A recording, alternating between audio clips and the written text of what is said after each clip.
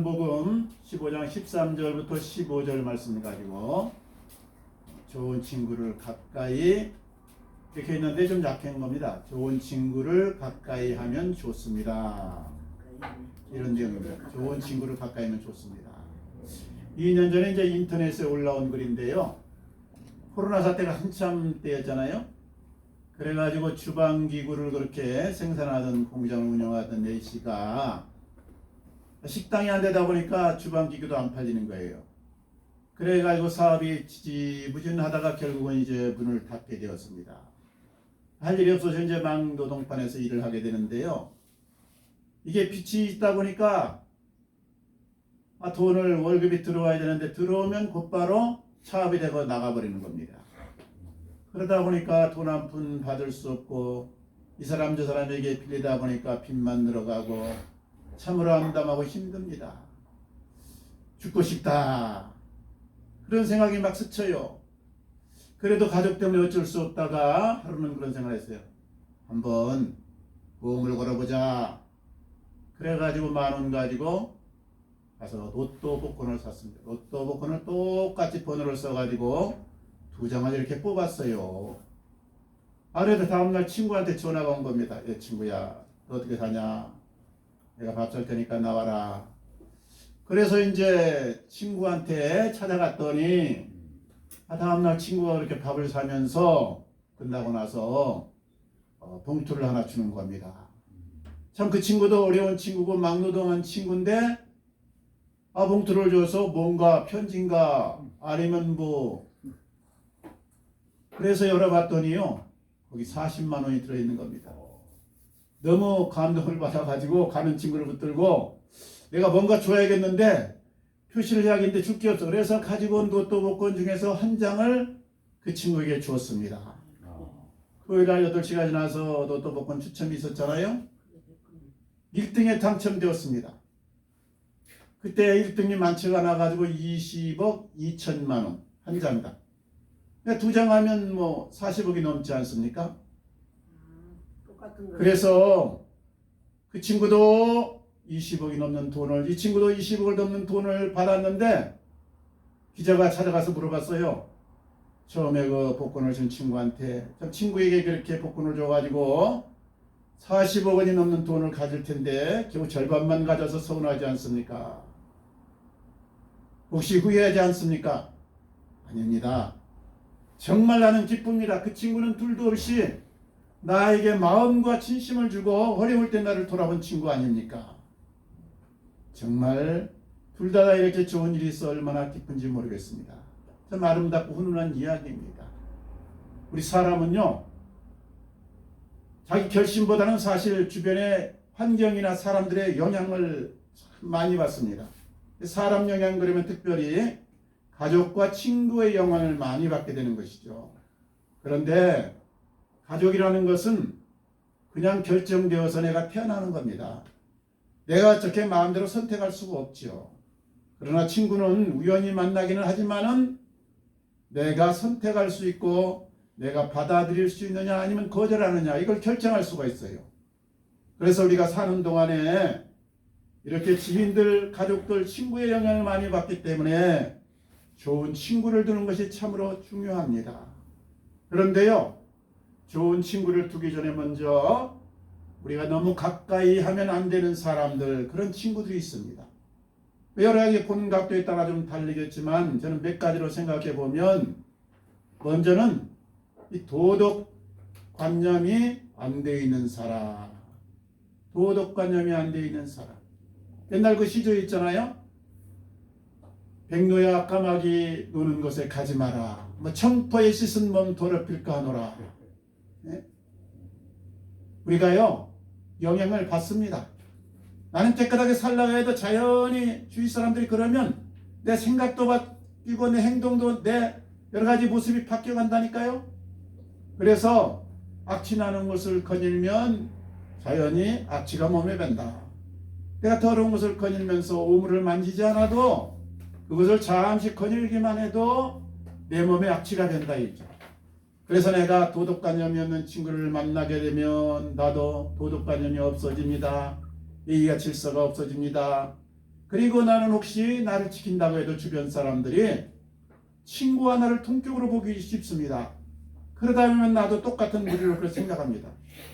그리고 또 세상이 참 이렇게 앞날을 알 수 없는데요.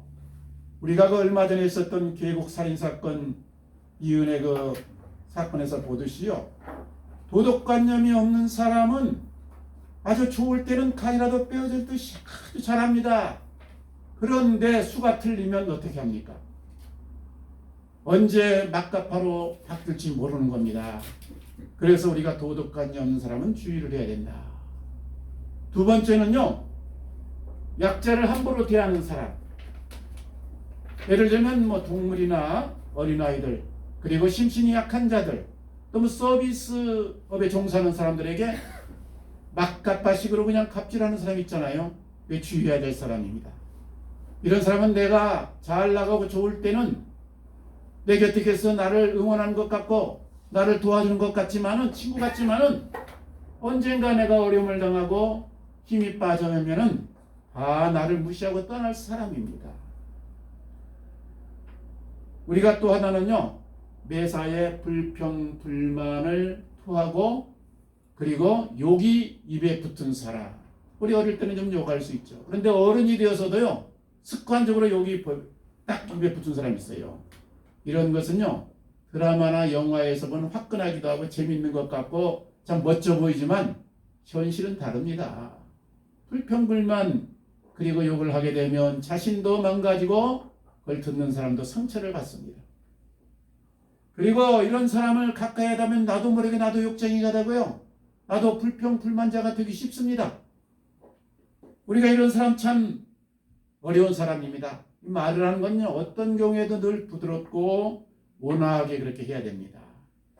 그래서 내가 뭐든 다 수용하려는 것이 아니라 거절할 때도 부드러움으로 또 자식이나 또 아랫사람을 훈계할 때도 역시 부드러움으로 그래야 그 사람에게 반발을 사지 않고 나의 뜻을 전달할 수 있기 때문이에요.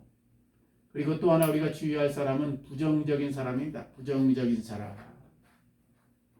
사람이 참 착하기도 하고 나에게 너무나 잘해주기도 하는데 너무 부정적이다 그러면 나에게 득이 되는 것이 아니라 나에게 해가 됩니다. 세상을 부정적으로 봐서 뭐 진짜 안 된다 그러면 어려움 당할 때 주저앉아 버리고요. 시도도 하지 않고 도전도 않게 됩니다. 그러면 성취라는 게 있을 수가 없는 것이죠. 그래서 인생의 질이 점점점 추락하게 되고 업그레이드가 되고 올라가는 것이 아니라 하락 곡선으로 떨어지게 됩니다. 문제를 만나서 주저앉아 버리고 좌초하기 쉬운 것입니다. 만약 가족 간에 이런 사람, 부정적인 사람이 있으면요. 참 안타까운 일입니다. 그래서 늘 무슨 문제를 만나니 긍정적인 쪽으로, 좋은 쪽으로, 그리고 도전해보고 해보자는 쪽으로 그렇게 나가는 것이 참 좋은 마음이에요. 우리 하나님도요. 이런 사람은 도와주기 어렵거든요. 옛날 속담에 하늘은 스스로 돕는 자를 돕는다 그 말이 있잖아요. 이 말은 뭐냐. 스스로 절망해버리고 스스로 시도를 하지 않고 스스로 낙심되어 있으면은 하나님도 어떻게 도와줄 수가 없다. 내가 한번 해보자. 힘써서 끈기 있게 일어나고 그리고 멋지게 도전하고 힘들지만 견뎌내고 이런 사람이라야 하나님이 도와주고 그리고 지혜도 주고 환경도 열어준다 이 말씀입니다. 그래서 우리가 늘 하나님 기뻐하는 마음으로 그렇게 사시기 바랍니다. 그래서 우리가 이 좀 가까이 하면 안 되는 친구들이 있어요. 반대로 또 말하면 좋은 친구들이 있습니다. 우리가 자주 만나고 이런 사람을 가까이 하면 나에게 많은 인생의 도움과 그리고 아름다운 길을 열어주는 것이죠. 그런데요, 이 친구는 보통 우리가 뭐 학연이나 아니면 지연이나 일로 만나거나 뭐 동호회로 만나거나 그래가지고 우연히 만납니다. 그러다가 죽이 맞으면 친구가 되는데요. 잘 이게 지나고 보니까 별 실속이 없는 거더라고요. 그러니까 친구를 우리가 뭐 이 부모나 형제처럼 확정적으로 그냥 주어지는 것이 아니기 때문에 내가 선별할 필요가 있다는 이 말씀이에요. 우리 정치인들이 하는 말 중에 영원한 동지도 없고 영원한 적도 없다. 그런 말 있잖아요. 친구도 마찬가지입니다. 영원한 친구도 없고 사실 영원한 타인도 없는 겁니다. 제가 이제 개인적으로 이렇게 생각하다가 좋은 친구가 어떤 친구일까? 먼저는 이 편안한 즐거움이 있는 친구다. 그 친구를 만나면 뭔가 마음이 편안하고 즐겁습니다. 안심이 됩니다. 입가에 미소가 띄어집니다. 한마디로 말하면 이렇게 공감이 되는 친구, 동질감이 있는 친구, 감정과 마음이 통하는 친구를 말하는 거죠. 이게 편안한 즐거움이 있다. 이게 중요합니다. 그 다음에 이제 두 번째로 우리가 또 필요한 것은 진실하고 진정성이 있어야 됩니다. 사람이 진실하지 못하면요, 깊이 뭔가 의논할 수 없고 속을 털어놓을 수가 없잖아요. 친구는 그저 밥 먹고 술 마시고 뭐 당구 치고 이 정도로 끝나는 게 아니고 인생에 서로가 말이죠, 뭔가 좀 도움이 돼야 되는데 그러려면 진정성이 있어야 된다. 내가 어려우면 격려도 해주고 또 도움도 서로가 되고, 한마디로 말하면 의리가 있는 친구, 의리가 있는 친구. 좋을 때만 와서 가까이 하고 내가 어려우면 도망가서는 이게 안 되겠죠. 그래서 서로가 힘이 되고 어려움을 함께 나눌 수 있는 진정성 있고 의리 있는 친구, 참 좋은 친구입니다. 그리고 또 하나는요, 가치관이 맞아야 된다. 가치관. 그 인생에 추구하는 방향과 그리고 목적과 생각이 비슷해야 친구가 되는 것이죠. 저 친구는 늘 순간적인 기쁨을 누리고 그리고 또 소모적인 이런 삶을 살아가는데 나는 좀 더 나은 내일을 도모하면서 창조적으로 좀 뭔가를 시도하고 싶다. 그러면 이게 가치관이 안 맞는 거예요. 이게. 이러면 서로가 일시적으로 이렇게 겉도는 얘기나 겉도는 이 행위는 할 수 있지만 깊이 그렇게 나눌 수가 없지 않습니까? 그래서 저도 젊어서는요, 이렇게 친구 만나가지고 술 마시고 수다 떨고 바둑 두고 이렇게 소위를 많이 했는데 지나고 보니까 내 개발 시간만 빼앗기고 오히려 마이너스만 가져오고 별 도움이 안 된다는 것을 뒤늦게서 좀 60 넘어서 철이 들어서 깨달았습니다. 그러니까 별 의미 없이 친구를 만나서 낭비한다는 것은 한편으로 내 시간과 내 에너지를 잡아먹는 것이잖아요. 그러니까 서로 관계에서 사람이 만나면 윈윈하면서 업그레이드 할 수 있으면 참 좋습니다. 서로 가치관이 맞으면 삶의 방향을 논할 수도 있고 서로가 성장해 갈 수 있고 서로가 도움이 될 수 있는 거 아니겠어요? 그래서 친구를 잘 우리가 선정하고 또 좋은 친구를 가까이 하면서 우리 인생의 아름다운 열매를 많이 맺어가시기 바랍니다. 그런데 사실 이렇게 100% 좋은 친구를 만나기가 그렇게 쉬운 게 아닙니다. 그래서 우리가요, 사회생활을 하자면 아는 사람은 많아도 괜찮아요. 아는 사람이 많으면 그만큼 편한 것이죠. 여러 가지로 유용합니다. 그러나 진정한 이 친구는 꼭 많을 필요는 없는 것입니다. 나하고 정말 가치관도 많고 내가 진정성을 누리면서 우리를 지킬 수 있고 그리고 또 함께 편안함과 즐거움을 가질 수 있는 친구. 이런 사람은 뭐 몇 명만 있어도 되는 것이에요. 그런데 정말 좋은 친구는 있다고 해도 영원하지 않습니다. 우리가 살다 보면 환경도 바뀌고 일하는 것도 바뀔 수가 있고 또 이사도 갈 수 있고 여러저런 여건이 이렇게 변화가 많지 않습니까? 그래서 사실은요, 이 세상에 영원한 친구 그리고 정말 좋은 친구는 없는 것입니다. 다 나름대로 흠도 있고 그리고 나름대로 다 또 때가 되면 헤어지고, 그래서 친구도 제가 지나고 보니까 유효기간이 있다. 뭐 유통기한만 있는 것이 아니고 친구의 유효기간도 있더라. 이걸 깨달았습니다. 세상에 잠시 친구는 좋은 친구는 있지만 영원하진 않다. 또 오늘 말씀 15절을 보세요. 이제부터는 너희를 친구라 하노니. 원래 예수님과 우리 관계는요, 하나님과 우리 인간의 관계니까 종의 관계가 되기도 하고 때로는 또 주님 아니면 또 그 제자 관계가 되기도 하고 그러는데요, 예수님께서 마지막에 그 12 제자에게 하신 말씀이 너희가 나의 친구라. 친구가 될 수 있다는 말씀을 하세요. 우리 친구, 예수님의 친구가 되면 얼마나 좋겠어요.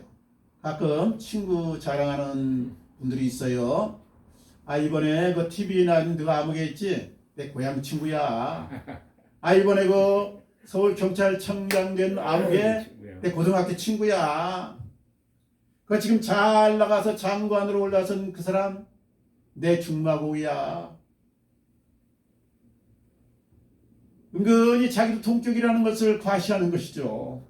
그런데요, 만약 윤석열 대통령이 내 진짜 절친이다 그러면 그 재임 기간은 얼마나 힘주고 그리고 뿌듯하게 말이죠, 그렇게 다니겠습니까? 그런데 예수님이 나의 친구다 그러면 얼마나 좋겠어요. 예수님은 뭐 장관이나 대통령급하고는 완전히 차원이 다르지 않습니까? 절대자 아닙니까? 그래서 우리가 예수님과 친구가 되면 얼마나 좋겠는데, 그러면 어떤 자가 예수님의 친구가 될 수 있느냐? 먼저 예수님을 알아야 돼. 예수님은 어떤 분입니까? 첫째, 예수님은 사랑입니다. 사랑. 예수님이 늘고 강조한 것이 그잖아요. 내가 너에게 새 계명을 주노니 서로 사랑하라. 사랑하면 너희가 내 제자가 되고, 율법에서는 서로 미워하라 했다 하였으나 너희는 서로 사랑하라. 사랑을 그렇게 강조하면 사랑이에요, 사랑. 그래서 주님 앞에 나오면요, 약자도 병든 자도 손가락질 당한 자도 고난 받은 자도 늘 주님이 감싸 안으시고 그렇게 안아주셨습니다.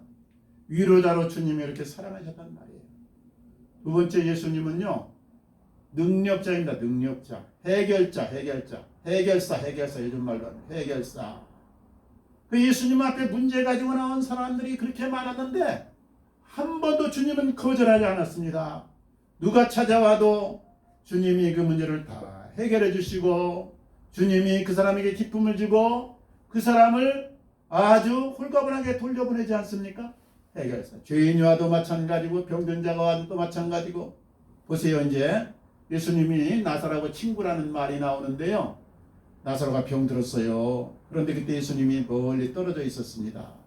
그래가지고는 병든 때 가서 빨리 고쳐야 되는데 고치지를 않으셨어요. 나중에 나사로가 죽었습니다. 뒤늦게서 이제 예수님이 나사로의 집에 도착한 겁니다. 사람들이 울었어요. 특별히 그 누이 동생인 마르다와 마리아는 예수님이 조금만 일찍 왔다라고 하면은 우리 오빠 나사로가 죽지 않았을 텐데 3남매 우리가 사는데 기둥 같은 오빠가 죽고 말았어요. 불구합니다. 얼마나 주님 마음이 민망했는지요. 그런데 주님이 말씀합니다. 믿기만 하라. 내가 믿으면 하나님의 영광을 보리라. 그리고 사람들을 데리고 그 동생 마르다 마리아를 데리고 나사로의 무덤으로 갑니다. 예수님, 제 오빠 이 나사로가 죽어서 벌써 3일이 지났어요. 이미 썩었습니다. 냄새가 납니다. 그런데 돌문을 치우라. 유대인의 그 무덤은 우리 무덤하고 좀 틀려가지고 돌을 이렇게 파내고 거기에 시체를 놓고 그 다음에 문을 닫거든요. 돌문으로. 돌을 치웠더니 나사로야 나오너라. 죽어서 3일이 지나서 냄새나고 썩어진 나사로가 살아나왔습니다. 사람의 문제가 여러 가지가 있지만요, 이 죽음이라는 문제가 제일 크지 않습니까? 죽음 앞에서는 누구나 절망합니다. 끝났다 생각합니다. 그런데 예수님 앞에는 끝이 아닙니다. 다시 주님이 일으키셔서 소망을 주시고 해결해 주시고 그 가정에 기쁨을 주신 것입니다. 한마디로 주님 앞에 불가능은 없고 주님 앞에 절망은 없다. 주님은 능력자라는 것을 보여준 것입니다. 또 하나, 우리 주님은 영원한 생명입니다. 영원한 생명이다. 우리가 세상을 살고 있지만은 육신의 목숨이 귀하긴 하지만은 이것은 언제나 끝날 이 생명입니다. 사람이 한번 죽는다. 이것은 숙명과 같은 것이 어쩔 수가 없는 것이에요. 그 누구도, 능력자도 아니면 부자도 지식자도 과학자도 어쩔 수가 없는 것입니다. 그래서 죽음 앞에 가장 중요한 것이 무엇이냐? 돈도 아니고 또 지식도 아니고 명예도 아니고 권력도 아닙니다. 그 앞에는 아무 쓸데가 없는 것입니다. 죽음 앞에서. 죽음 앞에서 어디로 가느냐? 이것이 정말 중요한 것이에요. 그래서 죽음의 어느 나라로 가느냐? 이것이 인생의 성공 실패를 가늠하게 되는데, 우리가 죽어서 꼭 좋은 나라, 하늘나라, 천국에 들어가야 되는데 이 천국의 주인이 누구냐? 바로 하나님입니다. 하나님. 하나님 계신 나라에 우리가 들어가야 되는데 하나님은 어떤 분이냐? 여러 가지로 이야기할 수 있지만 한마디로 말하면 거룩하신 절대자입니다. 거룩하신 지존 절대자이다. 그러면 하나님이 속되고 가증하고 그리고 더러운 것은 들어갈 수 없게 만든 것이 천국인데 우리가 어떻게 들어가야 되느냐? 사람이 살다 보면 오염되고 변질되고 그리고 속되고 그리고 찌들어집니다. 이런 우리가 어떻게 하나님 나라에 들어갈 수가 있습니까? 길이 하나만 있어요. 이것은 하나님이 정하신 것입니다. 내가 뭐 이해되고 안 되고 그런 차원이 아닙니다. 오직 나의 아들 예수 그리스도와 하나 된 연합한 자만 들어올 수 있느니라. 이것이 하나님의 법칙이에요. 그러니까 우리가 예수의 친구가 되면 하늘나라 좋은 나라 그 천국에 입성할 수 있다 이 말이죠. 우리가 대통령이 사는 궁에 함부로 못 들어갑니다. 아무나 못 들어가요. 그런데 들어갈 수 있는 사람이 누구냐? 대통령의 아들과 친구가 되면 들어갈 수 있어요. 대통령의 아들이 나를 초청했다 그러면 내가 프리패스가 돼가지고 들어갈 수 있는 거예요. 하늘나라에 우리가 들어갈 수 있는 사람이 누구냐? 아들과 하나 된 자, 아들과 연합된 자. 그러면 내가 받아주겠다. 이것이 하나님의 정하신 법칙입니다. 우리 한국이요, 한강의 기적을 이룬 나라 아닙니까? 독일은 나일강의 기적을 이뤘다 그러는데 그보다 훨씬 짧은 기간에 한강의 기적을 이루어가지고 우리나라 이 규모가 세계 10위권에 진입을 했어요. 일제 36년을 거쳤습니다. 6.25 동란을 거쳤습니다. 완전히 70여 년에는 아주 이 땅이 폐허가 됐습니다. 세계에서 가장 못 사는 나라, 희망이 없는 나라였습니다. 그런데 70년 만에 이렇게 좋은 나라, 선진국에 진입한 나라가 되었어요. 그런데요, 안타까운 것 한 가지는 자살률이 많다는 거예요. 자살률이요, 지난 15년 동안 비투기니아라고 저 섬나라 딱 한 해만 빼놓고 14년 동안 그러니까 자살률 1위입니다. 우리나라가. 참 안타까워요. 왜 자살을 하느냐? 외적인 이유는 많아요. 사업에 실패해서 아니면 코로나에 몰려가지고 사람들에게 따돌림 당하고 희망이 없기 때문에 외적인 요인은 많아요. 그런데 영적인 눈으로 보면 딱 두 가지입니다. 두 가지. 하나는 마귀의 속삭임에 넘어갔다. 너 죽으면 끝이다. 뛰어내려 버려라. 목매달아 버려라. 그 내면의 마귀가 주는 속삭임에 넘어갔다는 것이죠. 또 하나는요, 예수님이 도와주지 않았다. 하나님이 도와주지 않았다 이게요. 예수님이 누구만 돌아보냐? 만약 예수님의 친구가 되었다면 예수님이 가만히 있겠습니까? 친구가 죽어가는데 지금 지옥으로 떨어지려고 자포가는데 보고만 계시겠어요? 아니죠. 그러니까 예수의 친구가 되지 못한 것이 원인입니다. 우리가 예수의 친구가 되어 인생에서 승리할 수 있는데 예수의 친구는 어떤 사람이 되느냐? 우리 성경에 보면요, 요한계시록 3장 20절에 이런 말씀이 있어요. 내가 문 밖에 서서 문을 두드리노니 누구든지 내 음성을 듣고 문을 열면 내가 그에게로 들어가 그로 더불어 먹고 그는 나로 더불어 먹으리라. 뭐예요? 친구가 될 수 있다는 것을 말씀하지 않습니까? 전제 조건이 뭐예요? 내가 마음문을 열면 내가 예수님을 한번 내가 받아들이겠다.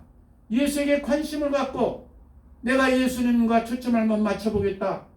예수님을 내가 받아들일 이 생각을 가지면 성령이 역사하고 주님이 내게 들어와서 나로 더불어 친구가 되고 내가 예수님의 친구로서의 혜택을 누릴 수 있다는 것을 말씀합니다. 마음문을 열어야 된다. 그리고 또 하나는 예수님 가까이 나와야 된다. 가까이. 친구도요, 옛날에 절친이었는데 저 이사를 가고 자주 안 만나고 그러니까 소원해져 가지고요, 벌써 안 만난 지가 몇 년이 지났고 친구인가 아닌가 긴가민가 해지더라고요. 그러니까 우리가 가까이 해야 된다. 가까이. 우리 예수님도 가까이 하는 사람을 만나줘요. 우리 예수님은 눈에 안 보이죠. 예수님 음성이 귀에 안 들리죠. 그래도 내 앞에 계시다고 내가 인정하고 주님은 영이니까 내가 예수님이 내 앞에 계시다 생각하고 내가 주님 앞에 나가서 예수님 불러보고 하나님 불러보고 나를 도와주세요. 내 형편 아시지요?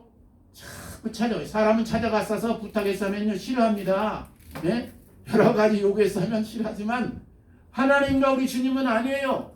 오히려 사랑하시고 도와주시고 그리고 더 가까이 우리를 찾아오셔서 역사하시는 겁니다. 그래서 내가 예수님을 자꾸 가까이 하는데 가까이 하는 게 무엇이냐? 우리가 예배를 드리고 하나님의 말씀 주님의 말씀을 가까이 하고 그분에게 내 사정을 아뢰고 그분의 의견을 자꾸 청취하고 기도를 하면서 늘 마음으로 대화를 나누는 거예요. 그럼 우리 영이 열리고 우리의 생각이 열리면서 성령이 임하셔서 나를 붙잡아 주시고 주님의 이 살아계심을 확신시켜 주는 것입니다. 그리고 오늘 말씀 보세요. 14절에 너희는 나의 행하는 대로 행하면 곧 나의 친구라. 마지막에 우리 주님이 원하는 명대로 행하는 자가 주님의 친구가 되는 것입니다.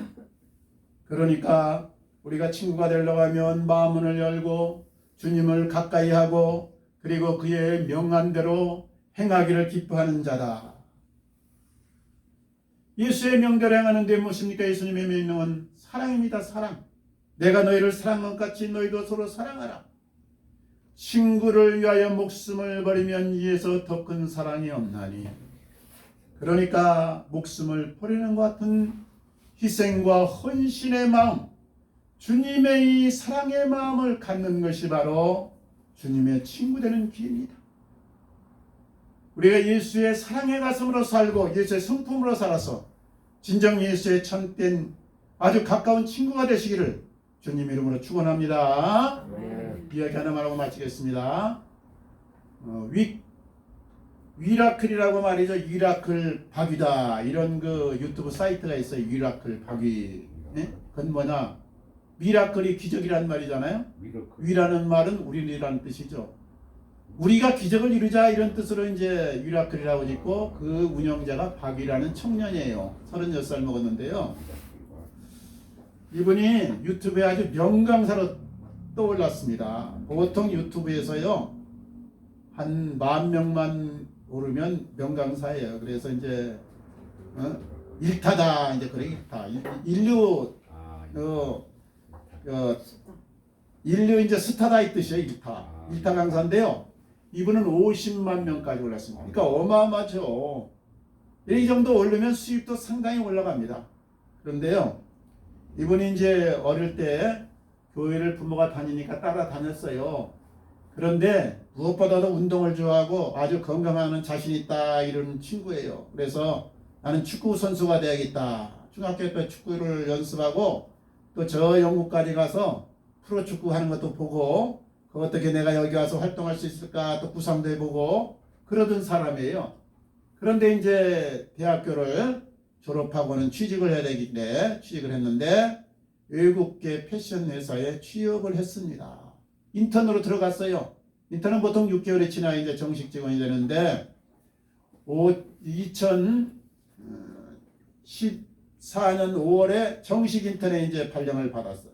그래서 너무 기뻐가지고 토요일날 친구들을 모아놓고 내가 잔치를 한다. 그래가지고는 교회를 다녀서 술을 먹기는 먹었지만 한두 잔 먹었는데 그날은 잔뜩 먹었습니다. 그러다 보니까 필름이 끊겼어요. 다음날 딱 눈을 떴는데 자기가 병원에 있는 겁니다. 병원 침대에 누웠는데 온갖 기구가 자기 몸을 전부 감싸고 붙잡고 있는 거예요. 이게 어떻게 된 일인가? 자초정을 지러보니까 어저께 필름이 끊겨가지고 건물 2층에서 추락했는데 그냥 목뼈가 거의 나가가지고 신경이 끊어졌다는 거예요. 가만히 보니까 발도 움직여지지 않고 손도 움직이지 않고 도대체가 움직일 수가 없는 겁니다. 그래도 수술을 하면 낫겠지. 현대의학이 얼마나 발달했는데. 그런데 마취를 하고 수술을 끝낸 의사가 하는 말이 전신마비입니다. 이제 평생 걸을 수가 없고 손가락 하나 까딱이기 힘들 것입니다. 청천벽력 같은 소리를 들었어요.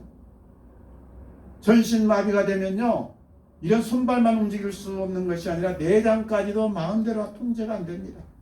그러다 보니까 소변도 대변도 자기 마음대로 할 수가 없어요.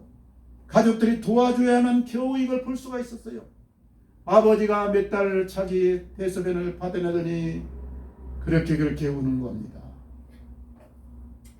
그래서 생각했어요. 내가 가족에게 짐만 되겠다. 나는 더 이상 희망이 없다. 죽는 것이 낫겠다. 그런데 그때 생각이 났습니다.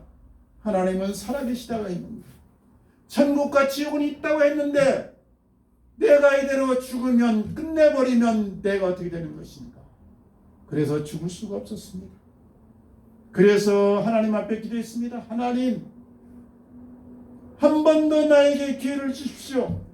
제가 건강할 때는 나중에 예수를 잘 믿겠다고 했는데 이제는 제대로 한번 주님을 믿어볼 터이니 저를 붙잡아 주시옵소서. 그래서 그때부터 매일 기도하고 매일 병원에서 시킨 대로 재활 치료에 들어갔습니다. 재활을 하는데 4개월이 지나서야 손가락 사이에 수저를 넣어가지고는 겨우 국물을 떠먹을 힘이 생겼습니다. 그리고 또 매일 기도하고 그리고 매일 재활하고 2년이 지나서 자기 핸드폰이 한 200g이 나가는데요. 그거를 들 수 있는 힘이 생겼습니다. 그리고 점차 조금씩 나아져서 휠체어를 타고 한강으로 나가서 달리고 또 용산 상가도 쇼핑센터도 구경하고 열심히 하루도 빼지 않고 기도하고 그리고 재활을 했습니다. 사고가 난 지 5년 만인 2019년 2월에 그런 생각이 들었어요. 내가 한번 나의 경험을, 이 재활 경험을 유튜브에 한번 올려보면 어떨까. 그래서 2월 26일 날 자기가 그렇게 사고를 당하고 그리고 재활을 하게 되고 지금은 휠체어를 타고 이렇게 마음껏 돌아다니고 나름대로 핸드폰을 조작하는 것을 영상을 찍고 해가지고는 유튜브에 올렸습니다. 이것이 점차 사람들의 마음을 파고들더니 급기야 50만 명의 조회수를 올렸습니다. 일타 강사가 된 것이죠. 위라클의 그 박위 성도가 이렇게 말합니다. 저는 전신마비가 되고 나서야 비로소 인생의 진정한 행복과 가치를 발견했습니다. 그리고 진정 하나님과 가까워질 수 있었고 예수님을 주님으로 고백하며 모시게 되었습니다. 그동안 너무도 당연하게 여겼던 것이 결코 당연한 것이 아니라 감사와 그리고 기적의 연속이었음을 알았습니다. 어떤 고난의 상황에서도 절망하지 않고 감사할 수 있다고 하면 위기를 기회로 바꿀 수 있습니다. 하나님은 오늘도 살아계셔서 약한 자를 들어서 하나님께서 영광을 받으십니다. 제 자신을 바꿔주신 하나님께 감사와 영광을 돌립니다. 이런 고백을 했어요. 사랑하는 우리 성도님들, 좋은 친구를 늘 가까이 하기 바랍니다. 그리고 무엇보다 참 좋은 친구, 예수와 인생 사는 날 동안 늘 동행하심으로 승리하시고 아름다운 열매를 맺으시기를 우리 주님 이름으로 축원합니다. 같이 기도하겠습니다. 아버지